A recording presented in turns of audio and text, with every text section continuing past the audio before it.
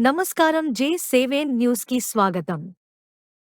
లచ్చపేటలో హనుమాన్ స్వాములకు మైనారిటీ సోదరుని భిక్ష. దుబ్బాక సిద్దిపేట జిల్లా దుబ్బాక మున్సిపల్ పరిధిలోని లచ్చపేటలో హనుమాన్ స్వాములకు మైనారిటీ నాయకుడు ఎన్డి రఫీయుద్దీన్ భిక్ష ఏర్పాటు చేశారు.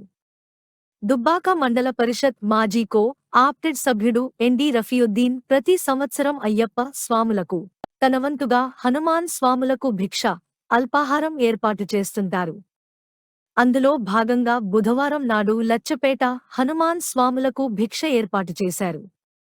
మాజీ ఎంపీటీసీ సభ్యురాలు ఇంగు శోభ శివకుమార్ స్వగృహంలో ఈ కార్యక్రమాన్ని నిర్వహించారు.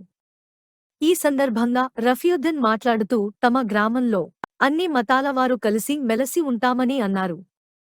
రంజాన్ పర్వదినం సమయంలో కూడా హిందూ మిత్రులు కూడా ఇఫ్తార్ పార్టీలు ఇస్తూ మత సామరస్యాన్ని పాటిస్తారన్నారు. మతాల పరంగా తమ గ్రామంలో అందరూ సఖ్యతతో మెదులుతుంటామన్నారు. ఇదే సంప్రదాయాన్ని పాటించి స్నేహ, సౌభ్రాతృత్వాన్ని కొనసాగించాలని కోరుకుంటున్నట్లు రఫీయుద్దీన్ అన్నారు.